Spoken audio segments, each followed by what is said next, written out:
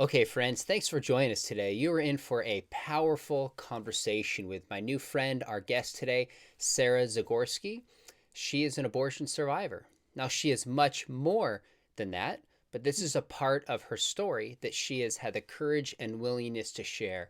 And let me just tell you, when I first read her article and I interviewed her separately on our Think Biblically podcast, I was blown away and immediately thought, my YouTube viewers have to hear her story for so many reasons. So, Sarah, thanks so much for coming on. Absolutely. I'm happy to be with you today. People are obviously fascinated what it means to be an abortion survivor, but I think the context is going to really help set up your story. So Mhm. let's go back to your mom. Talk a little bit about, if you will, as you do in the article, some of the circumstances your mom found herself in that made her even consider an abortion in the first place. Absolutely. So, my birth mother was a minority woman. She was from Honduras. She came to Hmm. America for the first time as a teenager, learned English upon her arrival here. She was actually fleeing in a domestic violence situation back home herself. So, she was a victimized woman. She had experienced Mm. abuse in her family home, her family of origin.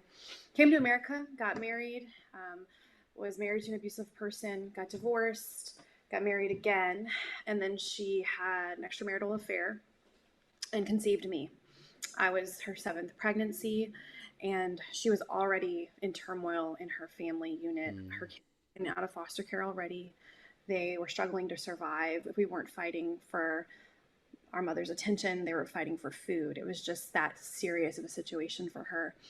My biological father was a doctor, and he wanted nothing to do with her pregnancy. He wanted nothing to Mm. do when he found out she was pregnant. Those are kind of like the backdrops of my conception and her conception with me. So she was what I would call like the prototype, or a person who, for me, represents a woman who is very vulnerable to abortion, and a woman who the world would say, I think secular society would say, is unfit to be a parent. She also struggled with mental illness. She was diagnosed with Mm. schizophrenia um, in her 20s, and that was just something that was a part of her everyday life, and it looked different every day. But those things, I think, are what led her to abortion store. Those are the things Mm. that brought her toward that. One of the things we're going to unpack is how much compassion you have for women who consider having an abortion. You are staunchly pro life, and yet you Mm-hmm. approach this in a way that many people don't. We will unpack that, but I know people want to hear some more about Yeah. your story. So, talk about this doctor, if I say it right, Dr. Akpalabi. Why did your mom choose him, and who was he? So another thing I usually mention when I talk about abortion and talk about her story specifically is she had abortions in the past. She's a woman who was familiar with abortion, but when she experienced this crisis, and when we talk about unplanned pregnancies, I don't always associate them with crisis, but she was in a crisis pregnancy. Hmm. Um, she talked to a friend who referred her to him, and he was known as a cheap doctor who helped minority women like her. And that was my understanding of how she learned his name, learned about him in the city. He was known in the city to help women like her. He also had experienced some issues with his license as a physician because he had performed a botched abortion in 1989, the year before I was conceived. So that was some of his history. But she was just referred to him. There was a cheap doctor who could help her, and I believe that those things, her vulnerability, and then of course her friends, I guess, pressure, and then obviously the lack of support she had is what led her there. Hmm. I found it really interesting that you specifically name him in the article. Was Mm-hmm. there a reason for this that you name him specifically? I think I feel comfortable naming him because I have found forgiveness, and I believe I've Mm. forgiven him, and I've forgiven my mother, and I it's true what he's done, and I think that's what's important. At the end of the day, Mm. I'm not hindering him. I'm not saying anything negative about him. I'm just saying the facts of the story, Mm. and I do believe he hurt many many women, and that's really sad, and people need to know that about him. Mm. I know it's a very different issue, but my father experienced severe sexual abuse, and will specifically name the man, Wayne Bailey, who abused him as a child. And I think part of this is to put a human face on the issue so it's Hmm. not lost in being abstract. And when I read this, I thought, wow, this is a real person who's out there with a specific name, not just an abstract issue. Yeah, So and go ahead. And that's what, I think, and interestingly, I find this one of the difficult things when we talk about abortion is this an abstract idea to a lot of people because we can't see the unborn child in the womb. We don't have a visual. We have a visual through science differently, but we don't have a visual as in they're right in front of you. It's not like the child starving in Africa that you can put a video camera on in the same Mm, way, right? So I always think about that with unborn child is they don't mm, have that, I guess, that visual. So we have to use what I like to say our moral imagination. And I try, I think, mm, in my work to awaken the moral imagination of our culture when it comes to the issue of abortion. mm. Well, let's talk about what it means to be an abortion survivor. Obviously implies that an abortion was started, but then Mm-hmm. somehow you were rescued from this. So Mm-hmm. how did you, physically speaking, survive an abortion?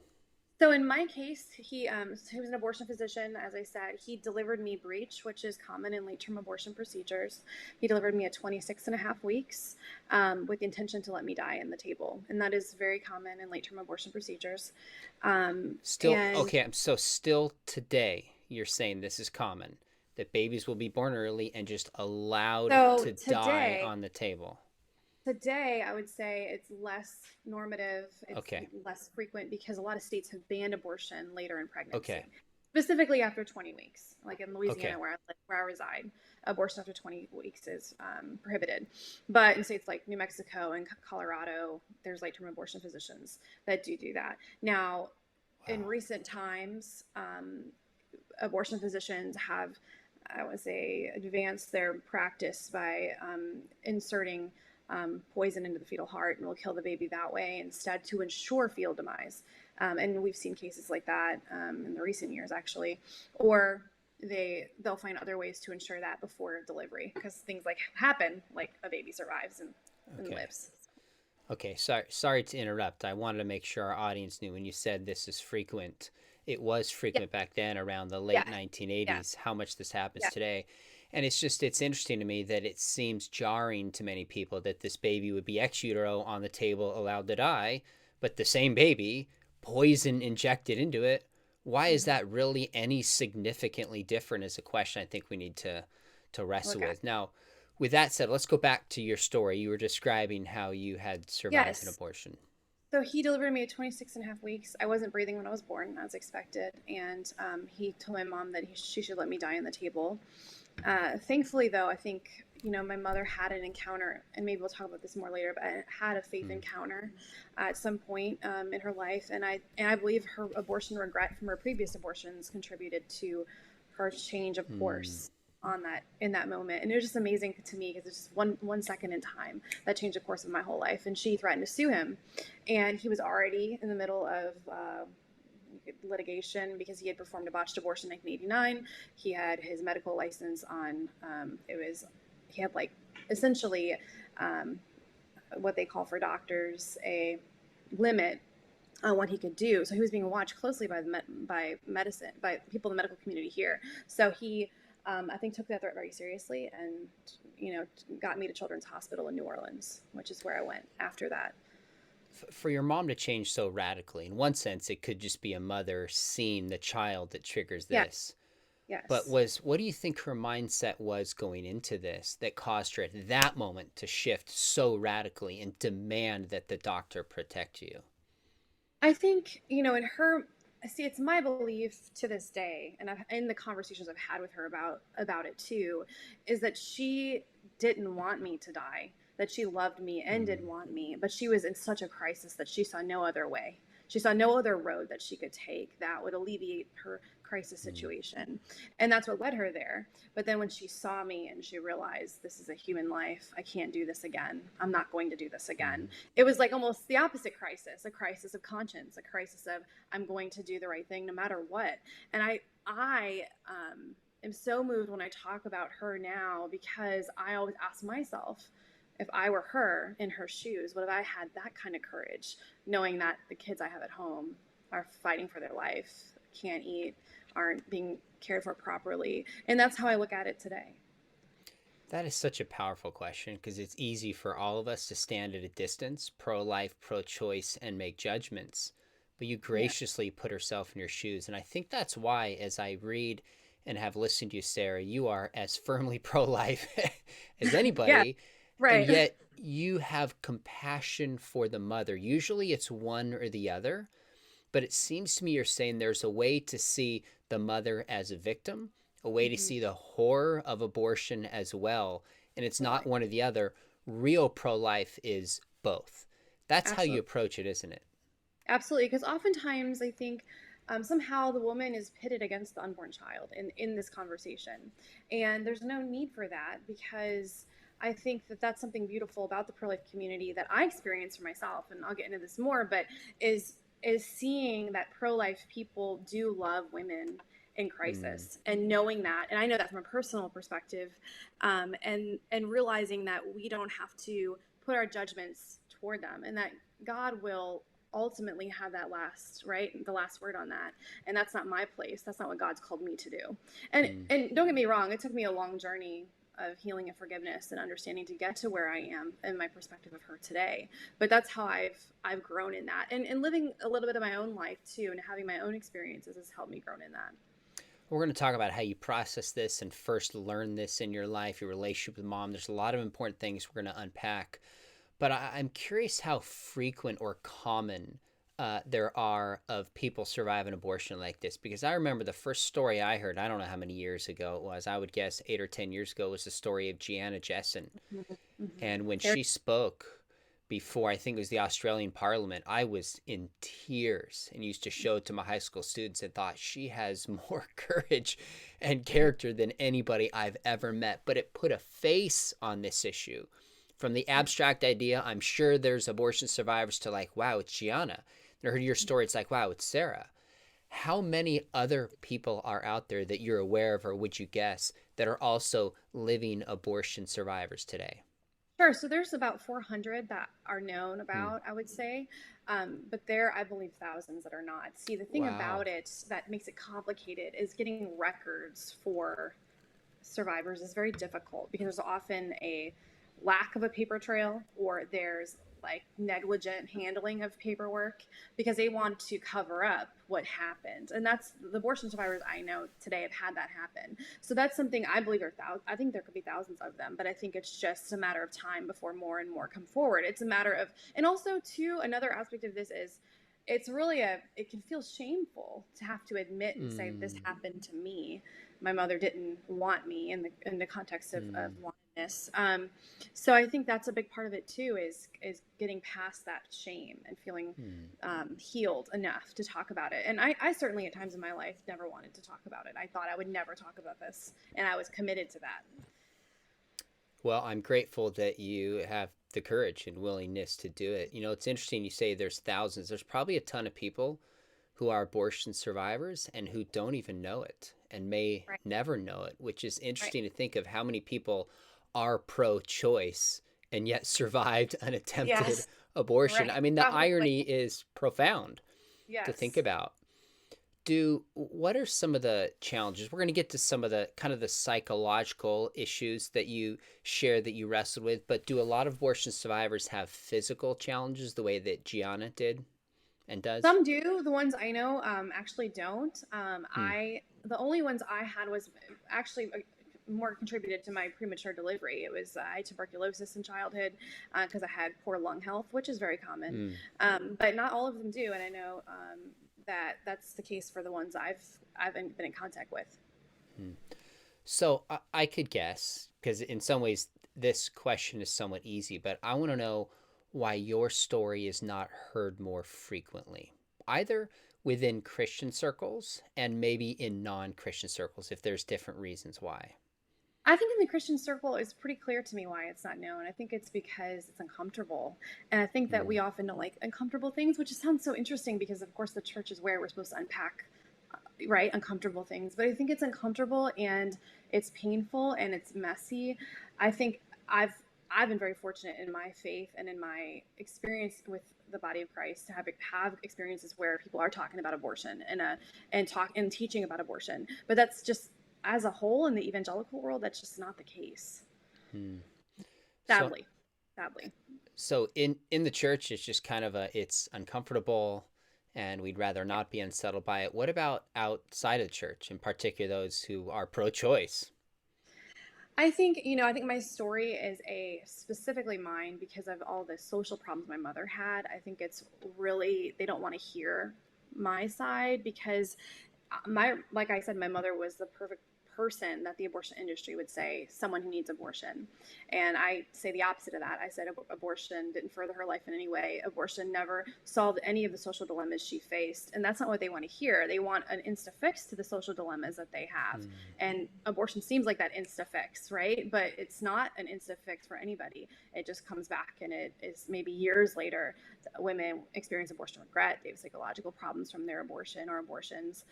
But that's, I think, from their perspective, they don't want to hear that side because they don't want us to acknowledge that the unborn child is a human being, a part of the human family, and that's their refusal to see that is why they don't want to hear my story, Mm. especially since we had all those social problems.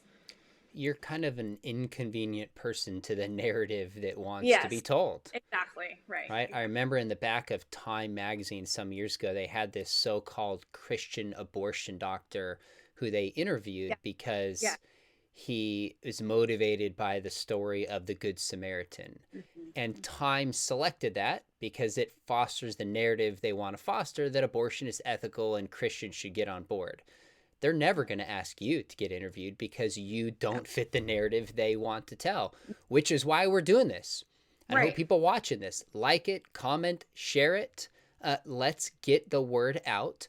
Putting a face on this issue can change somebody from Absolutely. choosing abortion to choosing life. It can make that radical of a difference. Now, I'm curious if this experience in your research sense shapes how you think about the abortion industry and abortion doctors. So is this Dr. Akpalabi an exception? Is he more like Gosnell? Obviously, this famous, kind of butcher doctor who's in prison for life that I believe was in Pennsylvania for just running kind of a horror show. Yes. Are these guys exceptions, or do you think this is much more widespread than is known? So when it comes to abortion physicians, I do think, Gosnell was such it's 2014. When all that came out about his practice in Philadelphia and what he did with babies born alive after failed abortions, I began to study it extensively at that time. Mm, But I do want to note another abortion physician that had a conversion, and that's Dr. Bernard Nathanson, who performed over yeah. 100,000 abortions, and actually was a part of NARAL, which is a huge pro-choice organization. He helped found that organization, and then he ended up performing an abortion with ultrasound guidance and saw that baby open its mouth for a silent scream, and he had a change of heart at that time. Now, and then he became like world renowned in his story and testimony, and talked to thousands and thousands of people about his story and his change, and wrote books about it. It was really amazing. I really studied him extensively. But I do believe that within the abortion industry, I think there are many people that do believe they're doing good for women. I do believe that that's true. I believe that they Mm, see women like my mother who are vulnerable, who can't take care of the children they have at home, and they do want to help them. Now, at some point along the way, I think their conscience becomes seared to that unborn child because mm. it has to in order to do what they're doing, in my view. But I do believe at times it starts with a good conviction. I'm not saying always, but I do believe that's true. Hmm. I think you're right. I think of the weight of someone who's an abortion doctor or who's worked at Planned Parenthood coming Mm-hmm. to grips with what they have contributed to would Mm-hmm. be overbearing and it would be crushing, I think, apart from the grace of Christ to really come to grips with that. So there's built in incentive to Mm-hmm. deny it, even if somebody is motivated by wanting to help people. So Once really, it you're is. that Yeah, and once you're that far into it too, it's hard to then Mm, turn away from that because, of course, there's a lot of money in it as well. So there's a component of it that I think is motivated by that. I think you're right. At its core, really, what you're saying is this is a worldview issue. Hmm. When does human life begin? Is the unborn a member of the human race? Are we going to value all human beings or not? This is a deep worldview question. at its core. Now, how well did you know your mother? I knew my mother really well. I went through foster care and I was adopted when I was 9, but I did have a relationship with her throughout my young childhood. And, it was a difficult relationship. It was one that had a lot of turmoil, a lot because of, me knowing about her abortion experience and me knowing the truth about that. And then she was always honest with me about it.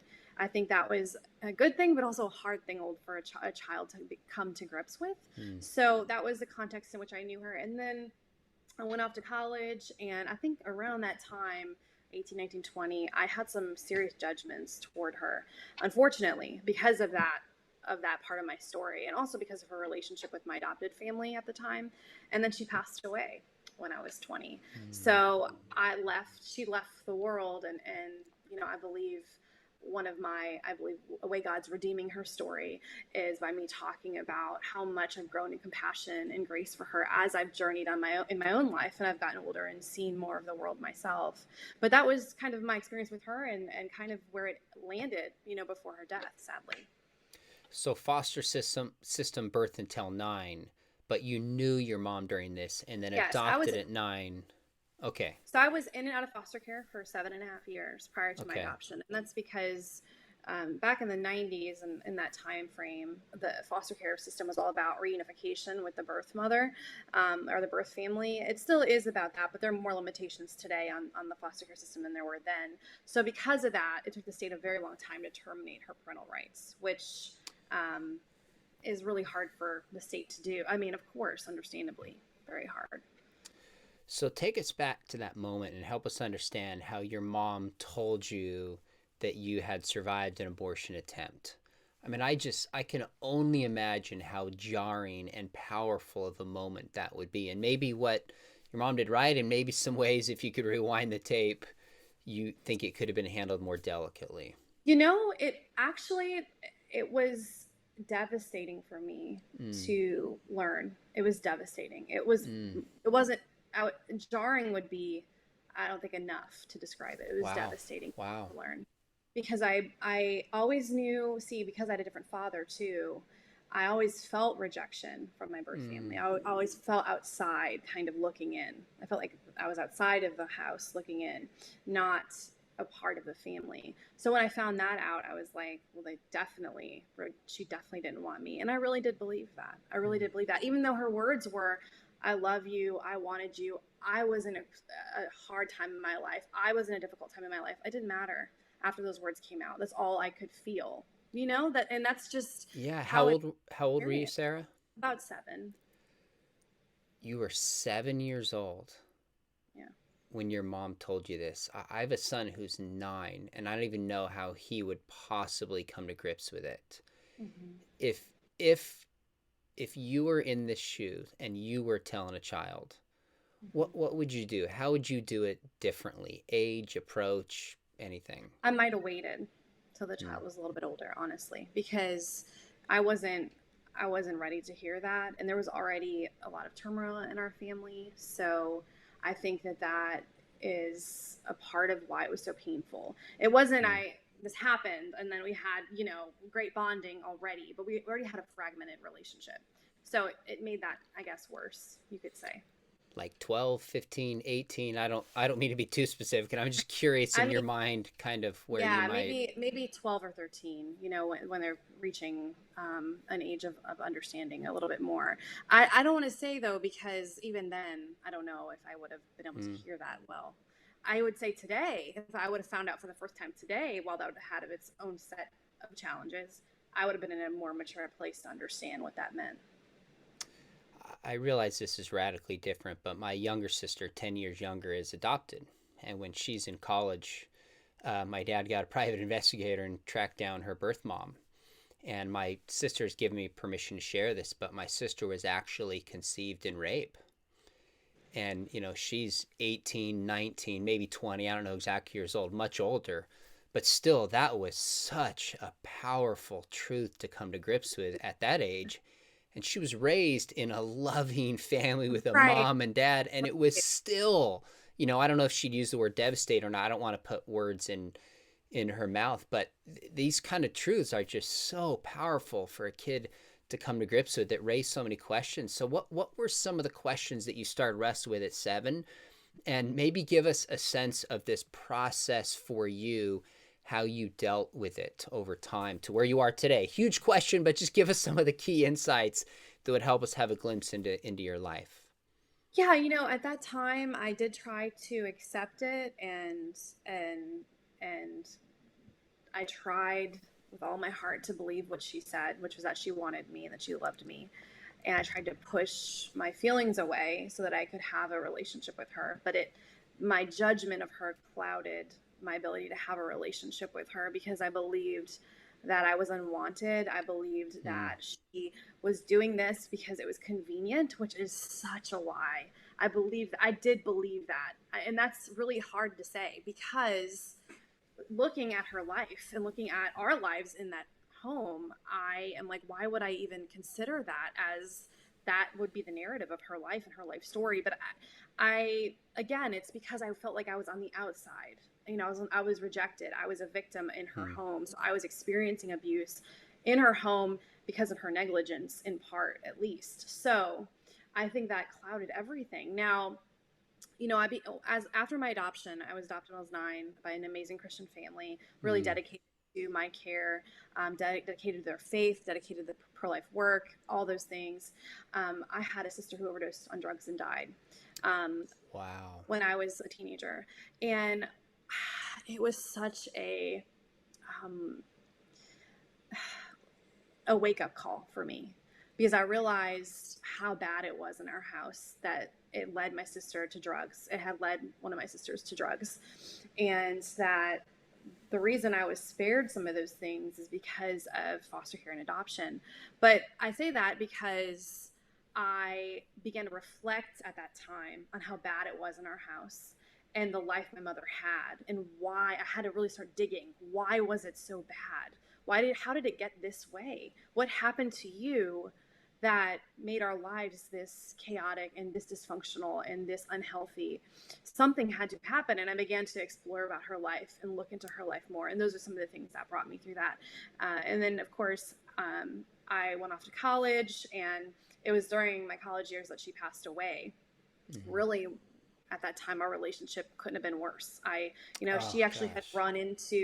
she had run into my adopted mom at a grocery store and physically pushed her away from her. She didn't want anything to do with her. So just unfortunately, that's the journey throughout my adolescent and into my early adulthood. Now, it was in my study of understanding women like her, and women like her, I say are abortion vulnerable women. I began to realize that it was her life circumstances, the oppression she faced in her life from the lack of support she had, that led her to her abortion decision. And that's what I find very has brought me the most healing and the most peace and reconciliation with her. I've Mm. found some reconciliation with her and understanding what led her there. What was your faith journey like? You said you were adopted into a Christian family. Did you just Yeah. kind of absorb it? Did you have a moment where, like, I'm following Jesus? What was that like?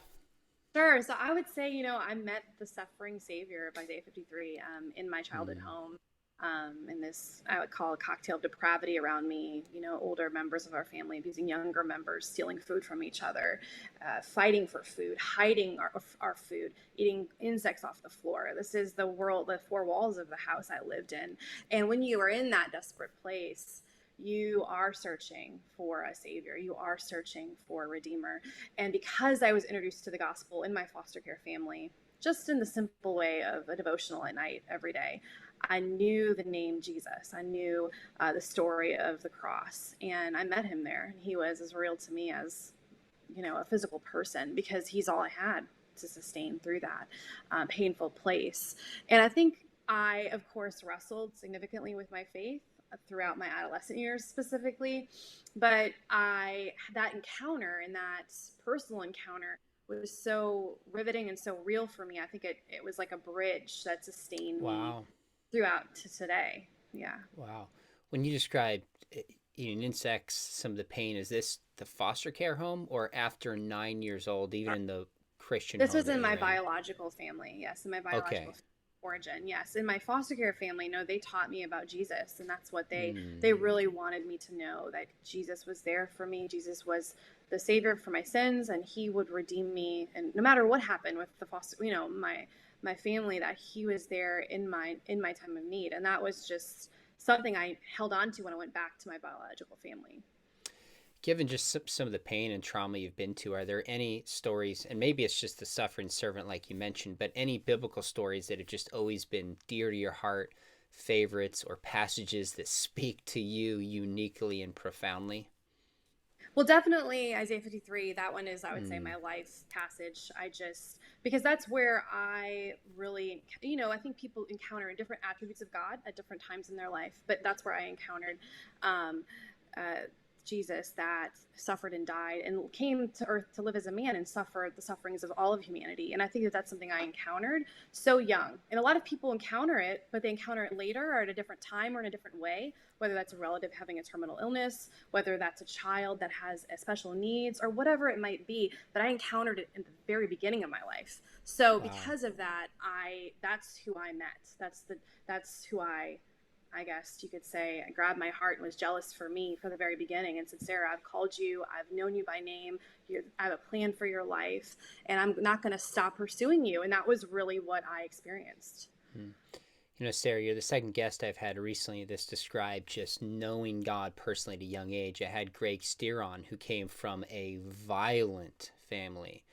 And he remembers at 6 years old climbing just underneath the counter amidst yelling and violence and just pulling out his Bible at 6 and reading it, and it gave him comfort, and he just believed it at that point forward. So your story just confirms that even young kids can know in their hearts the Absolutely. truth about God and his character amidst a lot of hurt and pain. Now you've talked about this a couple times, so I want to make sure it's really clear to our audience is that you've probably spoken as much or more than anybody I've heard about having compassion for women who choose to have abortions. Mm-hmm. Talk about, just make sure we don't miss that you see it this way, because especially on the right, it can become the blame game. It can not talk about women with the compassion that's required and almost fulfill the narrative of the left that those who are pro-life are not loving and compassionate. You are deeply compassionate towards women while being firmly pro-life. Absolutely. One of the things that I found, and I've been working in the pro life movement for a long time, um, about 10 years now, and in my study of women who choose abortion, we know a lot of things from just data, for example, that many abortion facilities are located in minority neighborhoods. Many of the women who choose abortion are African American or Hispanic women. It's like 70% and up.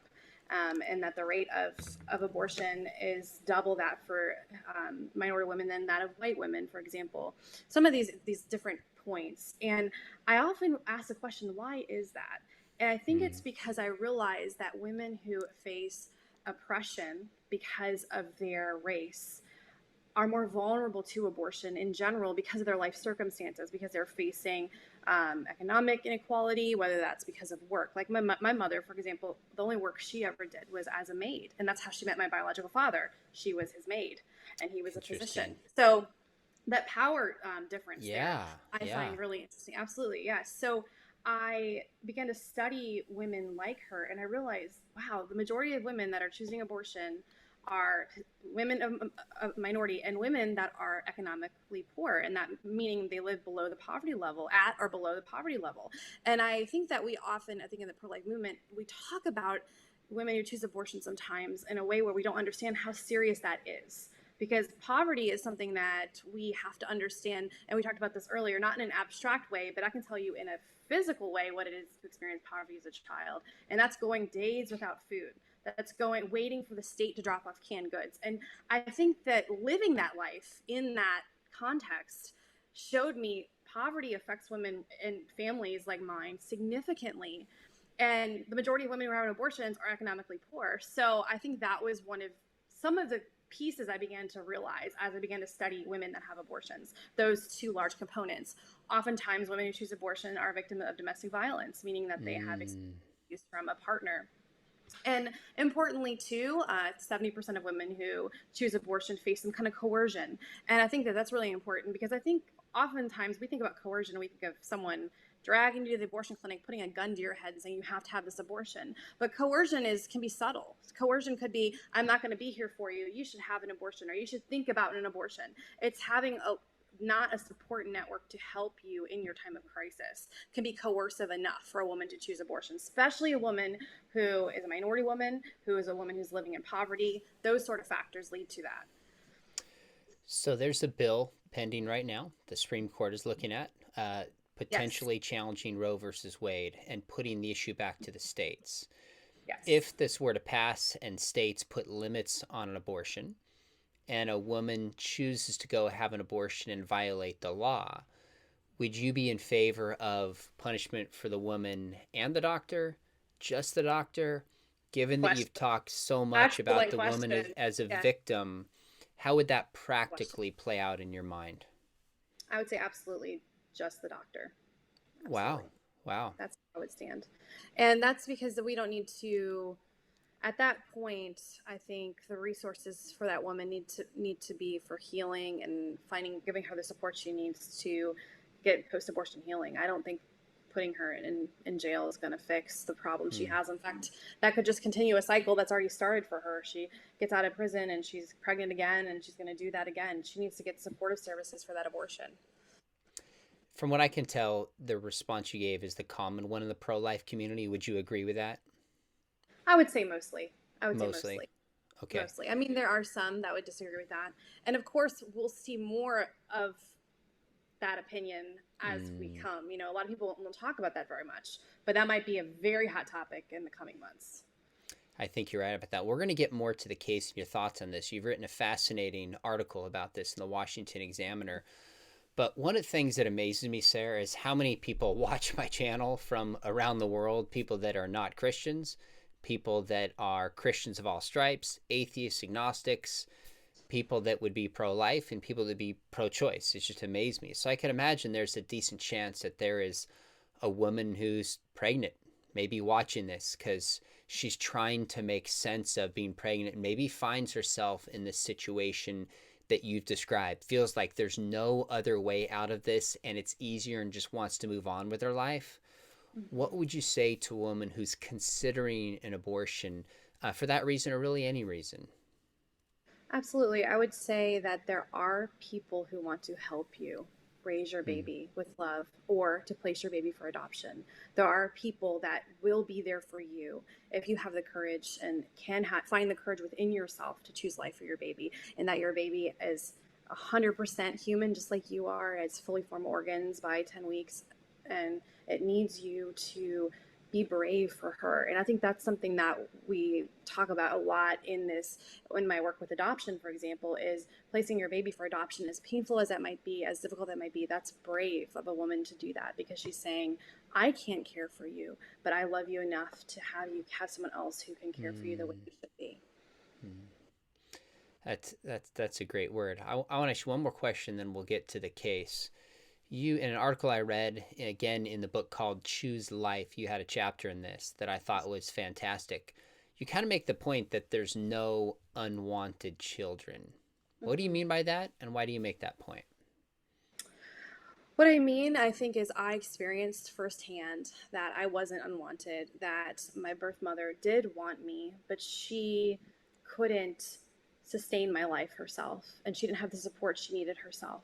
And I believe that's the majority of women that choose abortion. I believe the majority of women who choose abortion do want to have their child. There's a place, like when you think about women in an abortion clinic, and when I think of them today, that is a place full of despair.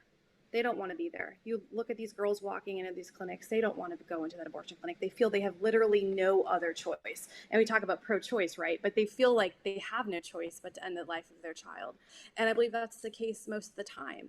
So I think that this unwanted child idea is one that is partially, I would say, fictional. And also for the ones that are unwanted by their biological child, there's other families that want them. There are waiting lists of people wanting to adopt children, even waiting lists of people wanting to have children with special needs, because they know that that's their calling and their gift, and they want to love that child for who they are. So that's my belief about it. So for even for the ones that they're rejected by their biological mother, they were rejected by their biological father. I was rejected by my biological father, for example. There are parents who want them. So if Roe versus Wade were overturned, and Yeah. if there's a ton of babies now needed adoption, do you really think the church would step up? I think they're getting ready. I think we're Hmm. getting ready, and it's my prayer that they do. I think that they've been working on it, and that we've been working on it for. I've seen so much change in the church in this regard in the last 10 years. There's a lot more that needs to happen. I would say we might be a little bit behind. We have some catching up to do, but I think that we're getting there, and I'm optimistic about their ability to do that. And that's what the church is called to do. Absolutely. That's a great response. I agree. I actually think the church would step up, and it would be one of our greatest apologetics to an unbelieving world. Yes. I'm an Yes. apologist, so I'm all for defending the cosmological argument, explaining why God grounds morality, but taking care of life and modeling that would be the most powerful. So Yes. I'm praying right now. I told my kids that it's overturned and that Christian Yes. families have to make a serious decision. What And is see, the I know focus of my life, and will I and I sacrifice for this? right, and that's what I experienced for myself. So I feel like I can say it and know it and believe it because I experienced it for myself. And this is Mm. just regular people just living out the gospel. It wasn't anything. I mean, it was something radical, but it wasn't anything radical. You know what I mean? It was something regular people did to save my life and be a part of God's rescue for my life. And that's just something I think the church is ready for. I think they're working on it, and they've been working on it and growing and having, learning about adoption in new ways and helping women in crisis in new ways. I think those are big steps. You have obviously experienced radical transformation in your life, forgiving your mom, moving on. Do you Mhm. feel like you hit a point in your life where you're like, I've forgiven my mom and I've moved on, I'm good? Or do some of these thoughts of like being unwanted just kind of come back and tempt you a little bit to believe lies? And how do you deal with that, if so? Interestingly, I do believe I've forgiven my mom, but I Mm, don't know. There are times where I question if I've forgiven my biological dad. That's where I've wow. because for me, my biological Mm, mom, all the reasons I just listed for you and shared with you today, all the studying I've done about abortion vulnerable women, bring me to a place of compassion for her. I see her. I was a victim in her home, but she was a victim too of all these different things, and she experienced victimization in her life in so many ways. With my biological dad, that's a different story. That's a yeah. different, completely different journey for me. Yeah, I could understand Yeah. why. Well, let's shift to this fascinating recent article that you wrote. You sent me in the Examiner, and I loved Yes. it. It was about how science has changed since Roe versus Wade, and Mm-hmm. SCOTUS should too. And you start by giving a couple examples of how much science has adapted since 1973. I was born in Significant. 70. Yeah, I was born in 76. So I was like, basically in my lifetime, I can't believe this. So give some of those examples if you remember off the top of your head and why you think science has changed so radically and SCOTUS should overturn Roe versus Wade. Sure, absolutely. In the article, I talk about the first time surgeons performed a heart-lung transplant was after 1973. They didn't Wow. have the solution for saving someone in having a choking experience with the Heimlich maneuver that we have today. Those are some things that have changed since 1973. And of course, one of the things I point out too is that the child in utero was viable at 28 weeks, which the child in utero today is viable at 21 weeks, Wow. showing kind of how significant of a shift we've had. I think when I wrote the article, I just had this creative vision of I think progressives, we talk, they use that word that abortion is progressive. But the interesting thing about it is science has progressed so much to show us, and I believe this is the Lord's tool. Science, I believe, sheds light on the humanity of the unborn person, and God, of course, knows that. So I think one of the amazing things about it is all over the country, there are babies in NICU units with doctors and nurses working around the clock trying to save preemies' lives. Like they're working to save the life of a baby born early because they know that child is valuable. But this case specifically, that we're looking at in the Supreme Court, I guess the hinge pin of the case is regarding fetal viability and whether or not a child in utero should be protected before a baby is viable outside the womb. And of course, in the article, I talk about this amazing opportunity for the court to look at the humanity of the unborn person. But kind of underneath the surface, my hope in the article is that we would realize, and that our culture would realize, that fetal viability is really an arbitrary, That's right. reason to define a person's life, to define a human, because we're trying to save babies' lives in the NICU at 21 weeks, and in other places in the country we're aborting them at 21 weeks. So what's the difference? If fetal viability is a hinge pin for when a human becomes a person, that's really the question, right? But of course, we all know that from the moment of conception of egg and sperm fusion, that baby is a person fully deserving of our protection. And that's, I guess, was my hope in writing that article, but also to say the science has changed so significantly over time that we can see the child in utero in ways we couldn't see before through ultrasound technology. And that these things have actually given us a great gift. We can't say anymore that that child is just a blob of tissue. In the 70s and 80s and 90s, even, I would say maybe early 2000s, that was the big mantra of the pro-choice community. It's a blob of tissue, clump of cells, that kind of rhetoric. That kind of rhetoric really doesn't work anymore because there's so much literal facts about the unborn child that tell us the opposite. I'm curious if you have a prediction about where you think the ruling is going, because I've heard a few Christians weigh in, like Scott Klusendorf, in my view, one of the leading defenders of life. He said in an interview on Stand to Reason was like 6-3, they're overturning this thing. My co-host Scott Ray, who's probably one of the leading Christian ethicists, who's done a ton of work on all sorts of ethical issues, is a little less confident than that. What's your sense? And I won't hold you to it. No. So yeah, I listened to oral arguments. It was a very busy day for us. We did a bunch of press conferences here in Louisiana, across the state. But I listened to oral arguments. You know what? I'm going to say 6-3 too. They took Roe, and all of us in our office. I work with Louisiana Right to Life, and we were all thinking, okay, Roe is going to be the elephant in the room. They're not going to directly talk about Roe. Like, they're not going to directly talk about challenging Roe, but that was exactly, Roe was 100% on the table. So that's where I would lean. Now, I could be wrong, of course, and maybe I'm just trying to be optimistic. But it was a really interesting. I would challenge everybody to go listen to it, because it's very interesting to listen to and to hear them kind of debate Roe versus Wade. It was just amazing. 6-3 would be a pretty powerful ruling, rather than just 5-4 by the skin of its teeth. It would be a strong overturning. I didn't listen to all the rulings, but I heard a lot of talk about stare decisis or stare decisis. It's sometimes pronounced, which to me seems to indicate that if you just appeal to precedent rather than the merits of the case, there's a weakness that is there. And that's what I thought too. And that's why I thought we wouldn't be talking about science, but they talked about science. They talked about fetal pain specifically a lot during the oral arguments about if the fetus can feel pain. So I thought the same. But now, after listening to the whole thing, I feel very optimistic. And maybe that's just because I've been working in this for so long, so I'm trying to be optimistic. But that's where I stand today. So tell me about the kind of work that you do today. Sure. So I am the New Orleans director and adoption education director for Louisiana Right to Life. And our whole mission is ending abortion. So we're, of course, very excited about the case because that's our mission. And I think in a post-Roe world, which is what we're preparing for, we hope to continue to advance adoption and be there for women in crisis. And I think that's just where we're shifting to. And if it's not through this case, we do believe the end of Roe is in sight, whether it's now or later. We do believe that. We believe that the science backs it up. I think that it's time, and I think we've been working for so many years, especially just not through just Louisiana Right to Life, but just nationwide groups have been working for so long to chip away at it and to change this whole situation.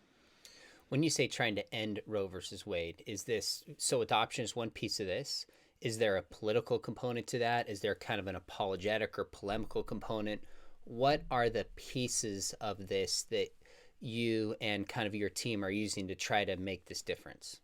Sure. So I would say the main components are education and legislation. So on the state level, we're working in the state legislature. We have a trigger law, for example, in Louisiana, which basically assures that the minute Roe is overturned on the Supreme Court level, it's overturned in Louisiana. So we work on state level, right? Working on the state level to ensure an end to abortion, but also education by changing hearts and minds on the abortion conversation. So that's apologetics. That's more like abortion apologetics, having conversations with especially younger people, because a lot of times once I don't know if you just like many kids who end up going to college, they ultimately leave their faith. They often too leave their pro-life views that they believed when they were young from their Mm. raised in their Christian families, and that's because they aren't exposed to good abortion apologetics where they know how to talk about abortion, or they have heard good arguments against abortion that are beyond just we're pro-life because we love the Lord, which is a great thing, but they also need to know other Sure. arguments too. I'm not saying Yeah. anything wrong with that, but they need others as well. So, last question. If Roe versus Wade is overturned, this would probably come down around June, is typically when the rulings Yes. come out. What exactly would this mean, and what would happen in Louisiana? Because obviously it's different than California for so many reasons. My Governor Newsom is like calling California a sanctuary state. It's Yes. obviously different than New York, where there was cheering on the floor of the vote when, Mm-hmm. I would say, as far as I understand it, infanticide was essentially defended. So, as I understand it, it would go back to the It would go back to states. the states. So there would be what we call abortion destinations in our country, where, like in Louisiana and Texas, it's already in Texas, but in different areas of the state where abortion is prohibited, but other places in the country, like California, Colorado, New Mexico, probably Oregon, some more liberal states will be abortion destinations. So what that will mean is women will travel long distances to have abortions, which Wow. is a totally different. I mean, it's just a completely different problem than we. I'm not saying it's. I'm hopeful that Roe's overturned, but we will have challenges with that too. I mean, that'll be a lot of issues because states like California will just become. I mean, horrible places for people Hmm. to kill their babies. Ultimately, like you said, sanctuaries for ending Hmm. life. I mean, it's horrible. The So, opposite of what a sanctuary is. yeah, that is ironic, isn't it, when A you think weird about term, it that right? way? Yeah. Certainly not a sanctuary for the most vulnerable, precious people amongst us that cannot defend themselves. Because right now we actually look at California, like in Louisiana here in the South, and we look at California and states like California and states like New Mexico as late term abortion destinations, but they would just become Mm. abortion destinations Oh, because, that's like, interesting. yeah, so that's how we see it now. So it would just be it'd be a different way, um, sadly. So, no matter what happens, the issue in pro life work and apologetics is not going to It's end not going win away. or lose. No. Win, huge boost, thousands, maybe tens of thousands in the long term, millions of human lives are spared. Yes. Lose, we pick up where we're at, rethink about the pro life position, and keep moving forward because too much is at stake to give up. Absolutely. And So, that's what I've always believed. Just shake off the dust off your feet and say, win some, lose some. This is still justice has to be done, and I'm going to be God's hand of justice by working in this. And that's how I've seen it my whole life. Sarah, how can people follow the work you're doing, whether it's videos or other articles or social media?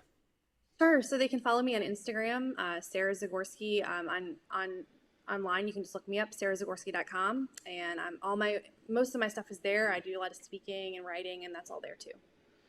Sarah, you are a gem. I cannot thank you enough for sharing your story.